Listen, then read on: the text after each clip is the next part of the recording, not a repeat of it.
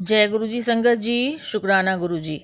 गुरु जी के चमत्कारों के भंडार चैनल पर आपका स्वागत है। चैनल को लाइक करें, सब्सक्राइब करें और शेयर करें। संगत जी, श्री शिव महापुराण पढ़ते हुए आज हम आगे का अध्याय पढ़ेंगे, यतिनाथ हंस रूप अवतार, क्योंकि शिव जी के अवतार चल रहे हैं आजकल। अर्बुद पर्वत के समीप एक भील रहता था जिसका नाम आहुक था। उसकी पतिव्रता स्त्री थी, उसका नाम आहुका था। वे दोनों शिव के महान भक्त थे। एक समय वह भील अपनी स्त्री के आहार के लिए बहुत दूर जंगल में जा पहुंचा। सायंकाल एक सन्यासी यति के रूप में शिव उसके घर आए, तभी वह भील भी वहां आ गया। दंपति ने अतिथि यति का यथोचित सत्कार किया। भील से यति रूप शिव बोले, आज रात्रि भर मुझे यहाँ रहने का स्थान दो, प्रातःकाल में चला जाऊंगा। तेरा कल्याण हो। भील ने कहा, मेरे पास बहुत थोड़ा स्थान है, इसमें आप कैसे रहेंगे? ये सुन सन्यासी जाने लगे।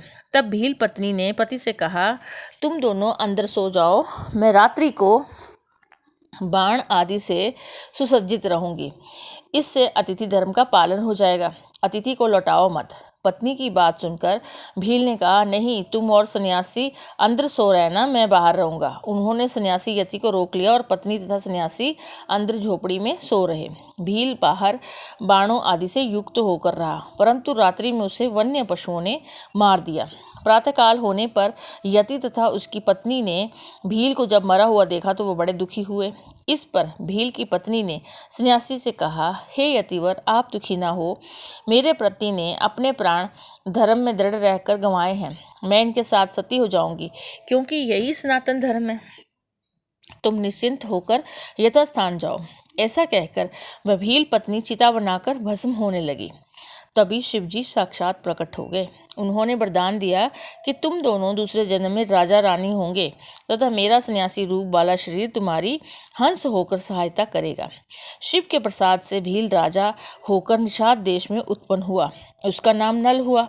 उसकी पत्नी विदर्भ राजा की पुत्री दमयंती हुई। शिव ने वहां हंस रूप धारण करके दोनों का विवाह कराया। शिव का ये हंस रूप तथा यति रूप अवतार परम कल्याणकारी है। इसे सुनकर मनुष्य परम गति को प्राप्त होता है। कृष्ण दर्शन अवतार। इक्ष्वाकुवंश में श्राद्ध देव की 9वीं पीढ़ी में राजा नवंग का जन्म हुआ था। उनके पुत्र नाभागा और विष्णु भक्त अम्बरीश हुए। अब उन्हीं अम्बरीश के पितामह नवग का चरित्र सुनो। उन्हें स्वयं शंकर जी ने ही वरदान दिया। जब वे गुरुगृह में विद्या पढ़ने गए तो वहां भाइयों ने राज्य का विभाजन कर अपना भाग तो ले लिया, किंतु नवग का भाग भी हड़प कर लिया। जब ब्रह्मचारी नवग सब वेद वेदांग पढ़कर गुरुकुल से लौटे तो अपना भाग मांगने लगे। भाइयों ने कहा कि विवाह करते समय तो हमें तुम्हारा ध्यान नहीं रहा, अब जो कुछ है ये पिता के पास है, उन्हीं से अपना भाग मांग लो। जब वे पिता के पास पहुंचे तो पिता ने कहा, तुम्हारे भाइयों ने तुम्हारे साथ छल किया है, तुम्हें एक उपाय बताता हूँ। तुम विद्वान हो, तुम अंगिरस ब्राह्मण के यज्ञ में चले जाओ। उनका यज्ञ पूर्ण नहीं हो रहा है, उन्हें 6वें दिन मोह प्राप्त हो जाता है। तुम उनके यज्ञ को ज्ञान द्वारा वेद मंत्रों से पूर्ण कराओ। वे स्वर्ग चले जाएंगे तथा बचा हुआ सभी धन तुम्हें देकर संतुष्ट कर देंगे, जिससे तुम सर्वदा संतुष्ट हो जाओगे। प्रसन्नता पूर्वक वे यज्ञ में गए। वहां मनुपुत्र ने उनका स्वागत किया। वहां उन्होंने स्पष्ट रूप से 2 वेद सूक्त उच्चारण किए। यज्ञ समाप्ति पर अंगिरस ब्राह्मण ने अपने यज्ञ का अवशिष्ट धन नवग को देकर स्वर्ग को प्राप्त हुए। परंतु उसी समय शिव जी कृष्ण दर्शन रूप में प्रकट होकर बोले, हे नवग, यज्ञ का अवशिष्ट धन तो मेरा है, इसे तू कैसे ग्रहण करता है? तुझे किसने भेजा है? ये सत्य सत्य बता। नवग ने कहा, इस धन को ऋषियों ने मुझे दिया है, ये धन मेरा है। आप कौन हैं जो मुझे रोक रहे हो? इस सत्यवाणी को सुनकर परमात्मा कृष्ण दर्शन ने कहा, हम दोनों के वाद विवाद में आपके पिता ही प्रमाण हैं। जाओ उनसे पूछो, वो जैसा कहेंगे वैसा ही हम मान लेंगे। ये सुनकर नवग पिता के पास गए। तब मुनि श्रद्धादेव ने बताया कि वे पुरुष शंकर जी हैं। यज्ञ में अवशिष्ट वस्तु तो उन्हीं की ही है। यदि वे कृपा करें तो तुम्हें मिल सकती है। वहां तुम उनकी स्तुति करो, उनसे अपने अपराध की क्षमा मांगो। वे अखिलेश्वर प्रभु यज्ञ के अधिष्ठाता हैं। ब्रह्मा विष्णु आदि देवता उन्हीं के आदेश से कार्य करते हैं। तब नवग्न ने वहां जाकर अपने अपराधों की क्षमा मांगी तथा शंकर जी की स्तुति करने लगे। शिव ने कहा कि तुम विकार रहित होकर सभी सुखों को भोगो। ऐसा कहकर वे अंतर्ध्यान हो गए। अब दूतेश्वर अवतार। भगवान शंकर एक बार इंद्र, बृहस्पति तथा अन्य देवताओं के मार्ग में अवधूत का रूप बनाकर बैठ गए। उनका शरीर अग्नि के समान प्रज्वलित था। इंद्र ने रूप धारण कर बैठे लंबे पुरुष से पूछा कि शंकर भगवान अपने स्थान पर हैं या कहीं गए हैं। इस पर मदनाशक शिव ने कोई उत्तर नहीं दिया। इंद्र ने कई बार पूछा, परंतु वे चुप रहे। तब इंद्र को राज्य का मद होने पर क्रोध आ गया। क्रोध करके बोला कि मैं तुझे अभी वज्र से मारे देता हूँ, देखे फिर तुझे कौन बचाता है। ये कहकर इंद्र ने उस दिगंबर को मारने के लिए वज्र उठाया, परंतु वह वज्र उन पर ना चल सका और इंद्र का हाथ वहीं स्तंभित हो गया। तब इंद्र क्रोध से जलने लगा, परंतु शंकर जी के उस क्रोध को देख कर बृहस्पति जी ने जान लिया कि ये ही पुरुष साक्षात शंकर हैं। ये देखकर उन्होंने शंकर जी को प्रणाम किया तथा अनेकों प्रकार से शिव की स्तुति की, इंद्र के प्राणों की रक्षा की। इससे गुरु बृहस्पति जी का नाम जीव पड़ा। भिक्षुवर्य अवतार। विदर्भ नगर में एक सत्यरथ नाम का राजा हुआ था। उसने शिव धर्म का सेवन करते हुए बहुत सा समय व्यतीत किया, परंतु वह राजा शत्रुओं के द्वारा आक्रमण करने पर मार डाला गया। उसकी पटरानी गर्भवती थी। वह छिपकर एक जंगल में बट वृक्ष के नीचे जाकर बैठ गई। वहाँ उसके एक पुत्र हुआ। वे प्यास से व्याकुल होकर एक सरोवर से जल पीने को गई तो उसे मगर ने भक्षण कर लिया। उस बालक पर शिव को दया आई। उनकी प्रेरणा से एक भिखारिन उस बालक के पास आई। वह सद्योजात बालक पर दयाद्र हो गई, परंतु शंका करने लगी कि ये किसका पुत्र है, इसे पालनार्थ मैं ले जाऊं या नहीं। तब शंकर जी स्वयं भिक्षु का रूप धरकर उस भिखारिन के समीप आए और बोले कि तू शंका मत कर, इसे घर ले जा और इसका पालन कर। भिखारिन पूछने लगी कि हे भिक्षुक, आप कौन हैं? क्या शंकर हैं जो मुझ पर दया की है? कृपया ये बताएं कि कौन है, किसका है, यहाँ कैसे असहाय पड़ा है। तब भिक्षु रूप शिव जी बोले, ये राजा सत्यरथ का पुत्र है। वह युद्ध में शत्रुओं द्वारा मर चुका है। इसकी माता पानी पीने सरोवर पर गई थी कि वहां मगर ने उसे भक्षण कर लिया। अब इसका तुम निशंक होकर पालन करो। तब भिक्षुओं ने फिर पूछा कि इसके पिता तथा माता की इस प्रकार मृत्यु कैसे हुई। तब वह भिक्षु के रूप में जो शिव थे वो कहने लगे, हे ब्राह्मणी, ये राजा सत्यरथ पूर्व जन्म में पांडु थे। एक बार वे शिव पूजन पर बैठे थे कि मंत्रियों ने जाकर समाचार दिया कि शत्रु चढ़ आए हैं। पांडु ने बिना सोचे समझे ही ये तय कर लिया कि ये लोग मंत्री वेश में शत्रु ही आ गए हैं। उसने शिव पूजन समाप्त करके उठकर उनका सिर काट लिया तथा बिना पूजन करके रात्रि में ही भोजन कर लिया था। इस कारण बीच में ही राज्य करता हुआ ये राजा सत्यरथ मारा गया। इस लड़के की माता ने पूर्व जन्म में छल से अपनी सौत को मार डाला। इस बड़े पाप से उसे मगर ने खा लिया था। ये सब कथा सुनाकर शिव जी ने उस ब्राह्मणी को अपना असली रूप दिखाया। वह ब्राह्मणी गदगद होकर शिव की स्तुति करने लगी। भिक्षुक रूपधारी शिव अंतर्ध्यान हो गए। उस ब्राह्मणी ने उस राजा के पुत्र का अपने पुत्र के साथ पालन पोषण किया। बड़े होने पर उसने शांडिल्य ऋषि के आदेश से शिव का 1 वर्ष तक पूजन किया और गंधर्व कन्या से विवाह करके अकंटक राज्य किया। सुरेश्वर अवतार। नंदीश्वर बोले, हे तात, व्याघ्र पाद का पुत्र उपमन्यु जो कई जन्मों से पितृ होकर इस जन्म में फिर कुमारपन को प्राप्त हुआ, दैववश वे अत्यधिक दरिद्र हो गए। अतः माता के घर उन्हें थोड़ा दूध पीने को मिलता था। वह बारंबार अपनी माता से दूध मांगता था। माता ने बालक का मन रखने के लिए घर के भीतर जाकर कणों से बचे हुए बीजों को पीसकर पानी मिलाकर कृत्रिम दूध उसे पीने को दिया, परंतु बालक उपमन्यु ने उसे नहीं पिया और कहा, माँ, ये दूध नहीं है। तब वात्सलमयी माता ने उसे गोद में बिठाकर उसके आंसू पोंछते हुए कहा, बेटा, हम वनवासियों के पास दूध कहाँ है? पूर्व जन्म में जैसा कर्म किया है वैसा भोग रहे हैं। अब शंकर जी की कृपा से ही तुम्हें दूध मिल सकता है। माता के इस प्रकार दुखी वचनों को सुनकर बालक उपमन्यु बोला, माँ शोक न कर। यदि भगवान शंकर कल्याण करने वाले हैं तो कल्याण ही होगा।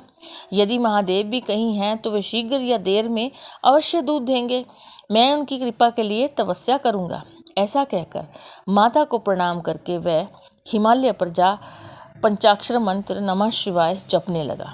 उसके नित्य पूजन करने तथा पंचाक्षर जपने से तीनों लोग प्रदीप्त होने लगे।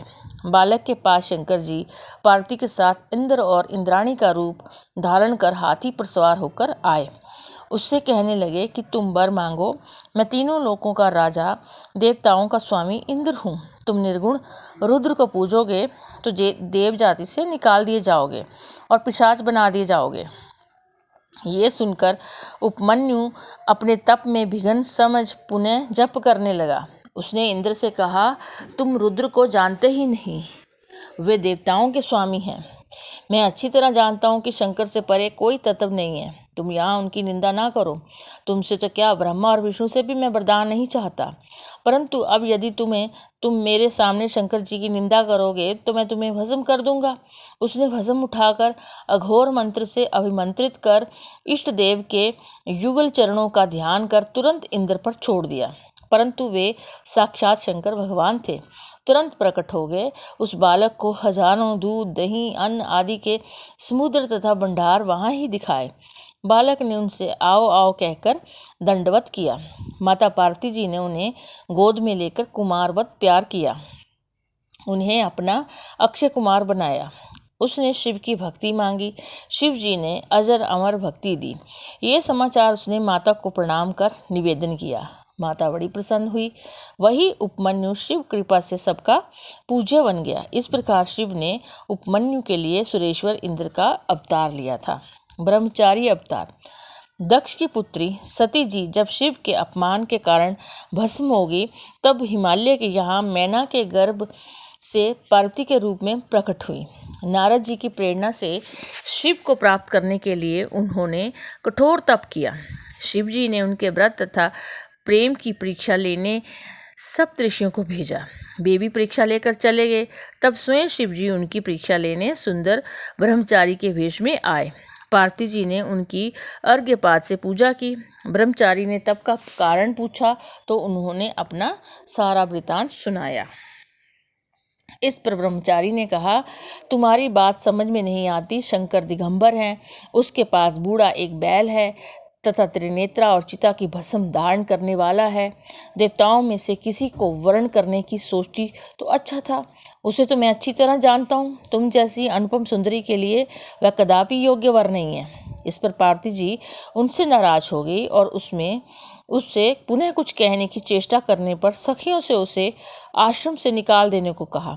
पुनः ये कह उठकर जाने को तैयार हुई कि जो शिव की निंदा करता है वह ही पाप का भागी नहीं होता, वरन जो सुनता है वह भी पाप का भागी होता है। तब जाने को पार्वती जी ने जैसे ही चरण बढ़ाया कि शिव जी प्रकट हो गए और पार्वती जी का हाथ पकड़कर कहने लगे कि मैं आज से तेरी तपस्या द्वारा खरीदा दास हूँ। पार्वती जी ने उनसे अपना पति होने की प्रार्थना की। तब शिव ने हिमाचल के यहाँ वारात ले जाकर स्वयं वैदिक रीति से उनका पाणी ग्रहण किया, फिर कैलाश पर आनंद पूर्वक निवास किया। इस पाप रहित उत्तम कथा को सुनने से अपूर्व सुख मिलते हैं तथा परम गति की प्राप्ति होती है। ये शिव जी के 84वें अवतार की कथा है। सुनट नर्तक अवतार। शिव जी पार्वती को पत्नी बनाने का वरदान देकर चले गए। तब पार्वती जी घर गई। पिता ने स्वागत पूर्वक महान उत्सव मनाया। तब वे मैना के आंगन में सुंदर नट के वेश में आकर नाचने लगे। अनेकों लीलाएं करके सभी को मोह लिया। मैना ने स्वर्ण के थाल भरकर रत्न भेंट किए, परंतु उन्होंने लेने से मना कर दिया और पार्वती को मांगने लगे। मैना को इससे क्रोध आ गया। तभी हिमाचल भी गंगा स्नान से लौट आए। उस भिक्षुक को उन्होंने भी देखा। सुनकर वह भी कुपित हुए। तब तो शंकर जी गुप्त होकर पार्वती जी से विदा लेकर चले गए। पुनः हिमालय तथा मैना ने इन्हें शंकर जी जानकर पश्चाताप किया कि पार्वती हमें दे देनी चाहिए थी। ऐसा सोचकर उनकी शिव में दृढ़ भक्ति हो गई। शिव जी की ये सुनट नर्तक अवतार की कथा सर्व पाप हरण और परम गति दायिनी है। द्विज अवतार पार्वती जी के तप के द्वारा शिव को प्रसन्न करने पर जब घर लौट आई तो हिमाचल और मैना ने शिव में दृढ़ भक्ति पूर्वक पार्वती का पाणी ग्रहण शिव के साथ करने का विचार बना लिया। तो देवताओं को भारी चिंता हुई कि यदि गिरिराज अपनी भक्ति द्वारा पार्वती जी को शिव अर्पण कर देगा तो निश्चय ही शिव के निवारण पद को प्राप्त हो जाएगा। इस प्रकार शैलराज जो रत्नों का भंडार है कहीं मुक्त हो गया तो ये पृथ्वी रतन गर्वा कैसे कहलाएगी। ये पर्वत रूप को त्याग दिव्य रूपधारी होगा। इस प्रकार की चिंता करते हुए सभी देवता लोग बृहस्पति के पास गए और उनसे कहा कि आप शिव की निंदा करने के लिए हिमाचल के घर जाइए, जिससे वह शिव की भक्ति से विरक्त होकर पार्वती का शिव के साथ विवाह न करें। बृहस्पति ने कहा कि तुम या अन्य कोई ऐसा कार्य कर सके तो करे, परंतु मैं ये करने में सर्वथा असमर्थ हूँ। तुम सभी ब्रह्मा जी के द्वारा अपना कार्य कराओ। तब वे देवगुरु का कोरा उत्तर पाकर ब्रह्मा जी के पास गए और उन्हें सारा वृतांत कह सुनाया। तब ब्रह्मा जी ने कहा कि मैं दुख देने वाली तथा कलाकारिणी शिव की निंदा कभी नहीं कर सकता। तुम स्वयं ही कैलाश पर जाइए और वहाँ शिव जी को प्रसन्न करके उन्हें ही हिमाचल के पास भेजिए।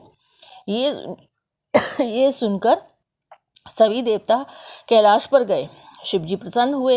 वे स्वयं ही वैष्णव रूप धारण कर हिमालय के घर जाकर शिव के कुरूप होने आदि की निंदा द्वारा पार्वती जी के विवाह को ना करने की सलाह देने लगे। फिर लीला विशारद शिव वहाँ से चले गए। तब मैना सहित हिमालय की बुद्धि विपरीत हो गई। इस प्रकार शिव जी ने द्विज का रूप धारण कर देव कार्य किया था।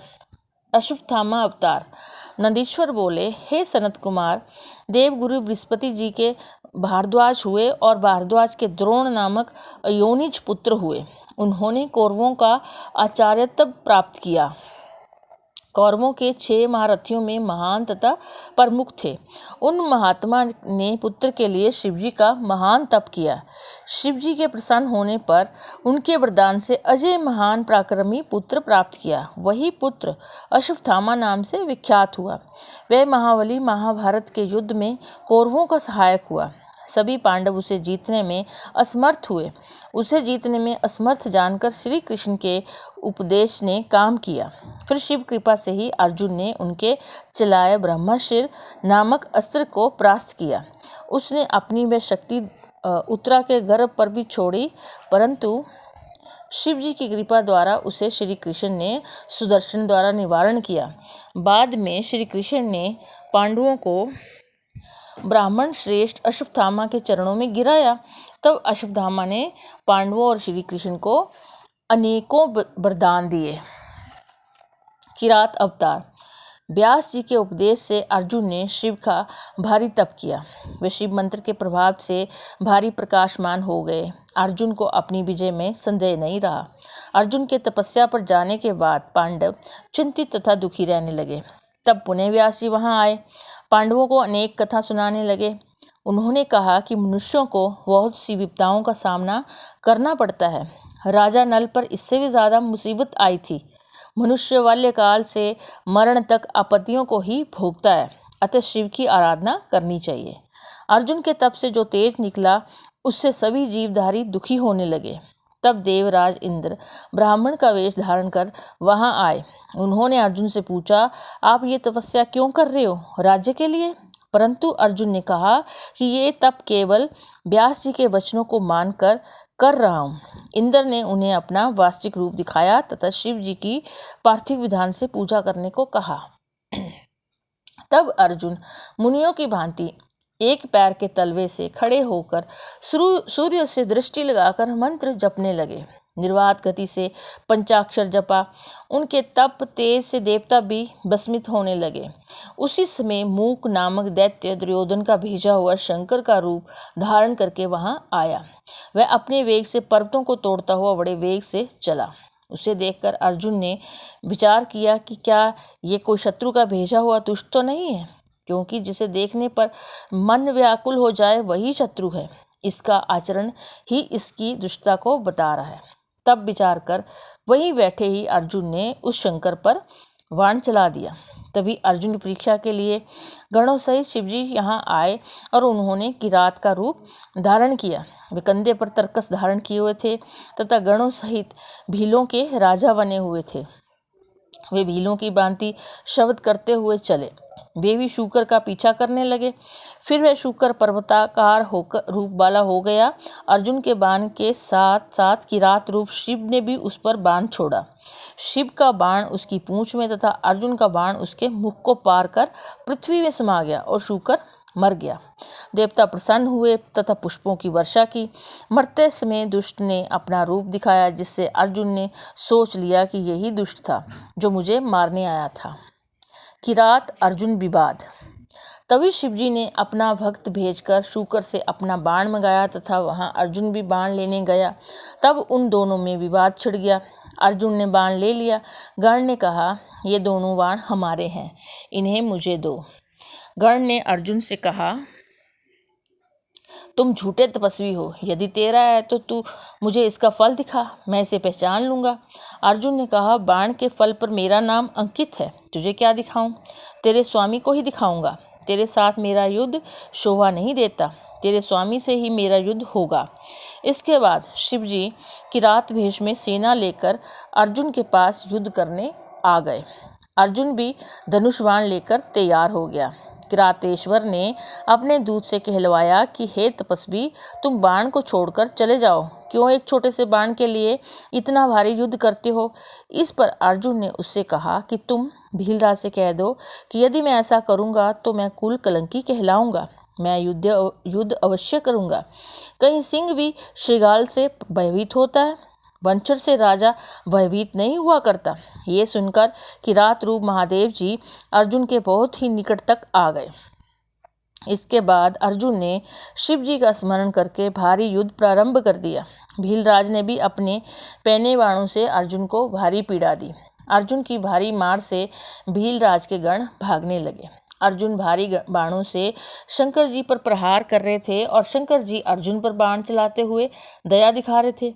अर्जुन उन पर भारी प्रहार करता रहा, परंतु उस पर कुछ भी प्रभाव नहीं हो रहा था। फिर शंकर ने निकट से अपना अद्भुत रूप दिखाया। फिर तो अर्जुन लज्जित हो अपने प्रभु के चरणों में झुक गया। उसने पश्चाताप भी किया कि मैंने त्रिलोकीनाथ से युद्ध किया, हे करुणा के सागर, मेरा अपराध क्षमा करो।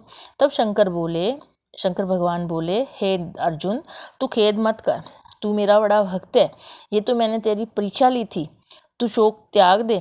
हे अर्जुन, जो इच्छा हो वरदान मांग ले। इस पर अर्जुन हाथ जोड़कर स्तुति करने लगा, हे प्रभु, हे शंकर, मुझे शत्रुओं से विजय पाने वाला वरदान दीजिए। ये कहकर अर्जुन चरणों में लेट गया। शंकर जी ने अपना दुर्गम पाशुपत अस्त्र प्रदान किया, इससे तुम्हारी विजय होगी। साथ ही श्री कृष्ण से मैं तुम्हारी सहायता के लिए कह दूंगा, उनकी सहायता से तू निष्कंटक राज्य करेगा। ऐसा कहकर अर्जुन के सिर पर हाथ फेरते हुए अंतर्ध्यान हो गए। शंकर भगवान का ये किराता अवतार 11वां अवतार है। ये कथा सर्व मंगलप्रद तथा सभी मनोरथों को पूर्ण करने वाली है। तो संगत जी, आज हम यहाँ तक ही पढ़ेंगे। कल हम पढ़ेंगे कोटि रुद्र संहिता अष्टम खंड, जिसमें सदाशिव के 12 ज्योतिर्लिंग तथा उपलिंगों का वर्णन होगा। कल फिर मिलेंगे इसी आशा के साथ। जय गुरु जी।